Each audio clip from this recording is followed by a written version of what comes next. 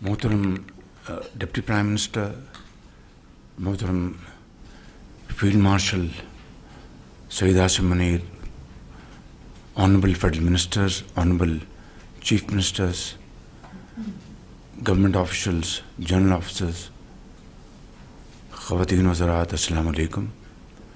میں آپ سب کو دل کی گہرائیوں سے خوش آمدید کہتا ہوں۔ آج کی میٹنگ کا ایک ایجنڈا ہے، and that is the water issue. Hindustan نے حالیہ جنگ میں بدترین شکست کھانے کے بعد جو تواتر سے 1960 کے پانی کے معاہدے کو ویپنائز کرنے کے لیے جو دھمکی اور جو تھریٹس وہ دے رہا ہے، وہ اس میں کوئی کمی نہیں آئی، بلکہ اس میں دن بدن اس میں اضافہ ہوتا جا رہا ہے۔ اللہ تعالیٰ کے فضل و کرم سے جس طرح قوم کو، پاکستانی قوم کو رب تعالیٰ نے اپنی بے پایاں فضل و کرم سے جو عظیم فتح اور عزت عطا فرمائی ہے، اس کا ہم جتنا بھی اس مالک کا شکر ادا کریں وہ کم ہے۔ اور ایک ہی طریقہ ہے اس خدائے بزرگ بردر کا شکر ادا کرنے کا کہ ہم شبانہ روز محنت کریں اور اس قوم کو اسی جنگ کی جو فتح، اس کی عظمت جو ہے، اسی طرح پاکستان کو ایک عظیم ملک بنائیں۔ اور وہ ہے ہمارا معاشی میدان، جس میں وفاق نے صوبوں کے ساتھ مل کر 24 کروڑ عوام کے لیے ایک شاندار مستقبل ترتیب دینا ہے۔ اور وہ باتوں اور تقریروں سے نہیں ہوگا، وہ مسلسل محنت، شبانہ روز محنت، خون پسینہ گرانے سے ہوگا، اس کے بغیر نہیں ہوگا۔ اور انشاءاللہ مجھے پورا یقین واثق ہے کہ یہاں پر موجود ہماری جو provincial leadership, national leadership, military leadership مل کر انشاءاللہ اس خواب کو شرمندہ تعبیر کریں گے۔ آج کا موضوع اسی حوالے سے جو ہندوستان نے پاکستان کے خلاف جو پانی بند کرنے کا جو دھمکیاں دے رہا ہے، اس کو پوری دنیا نے اس کو ریجیکٹ کیا ہے۔ تو یہی وجہ ہے کہ ہندوستان تڑپتا رہا، لیکن اس کو کوئی اس معاملے میں پولیٹیکل سپیس نہیں ملی۔ مگر بطور ایک قوم کے آج ہمارا فرض ہے کہ ہم اپنی آنے والی نسلوں کے لیے اور آج کے لیے اور کل کے لیے ہم ہندوستان کی اس دھمکی کے خلاف کیا ہم اقدامات کرتے ہیں، اور کس طریقے سے ہم اپنا جو پانی کا ہمارا جو حق ہے ایز اے لوور رائپیرین، اس کو ہم کس طریقے سے ہم اس کو پروٹیکٹ کرتے ہیں اور سیکیور کرتے ہیں۔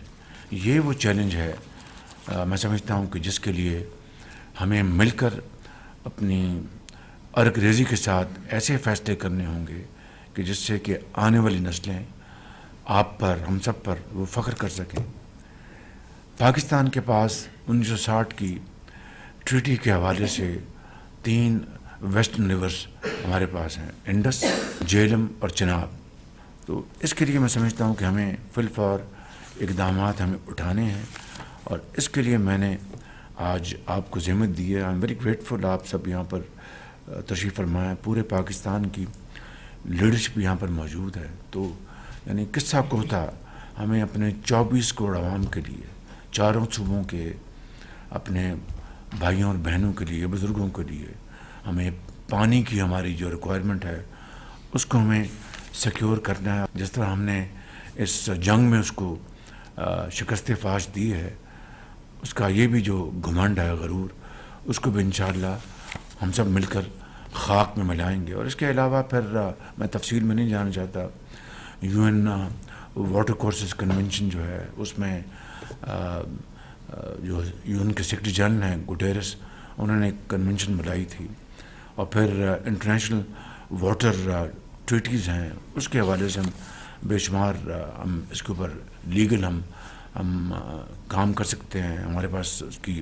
پھر ابھی سعودی عرب میں ایک کلائمیٹ کے اوپر کانفرنس ہوئی تھی، میں خود وہاں پر گیا تھا، تو یہ وہ فورمز اویلیبل ہیں، لیکن اصل بات یہ ہے کہ یہ فورمز تبھی ہمارے لیے ریلیونٹ ہوں گے جب تک ہم خود اپنے آپ کو ہندوستان کے مقابلے میں ریلیونٹ نہ کر لیں. اور اس کا واحد طریقہ یہ ہے کہ we have to build water storage capacity. 1991 کا جو معاہدہ ہے اس میں واضح طور پر لکھا ہے کہ نئے اسٹوریج کیپیسٹی بنائیں گے. میں اس اسٹوریج کیپیسٹی کی بات کر رہا ہوں جہاں پر کوئی کنٹروورسی نہیں ہے، نہ سندھ میں، نہ کے پی میں، نہ بلوچستان میں، نہ پنجاب میں. کہیں اگر کوئی کنٹروورسی ہے تو I'll be last man to touch it even with a barge pole. That is out of question. لیکن جہاں پر ٹوٹل یونانیمٹی ہے، جہاں پر اتفاق رائے ہے، وہاں پر اگر آج ہم مل بیٹھ کر ہم اپنا پیٹ کاٹ کر اگر اسٹوریج کیپیسٹی بلڈ نہیں کریں گے تو آنے والی نسلیں ہمیں معاف نہیں کریں گی.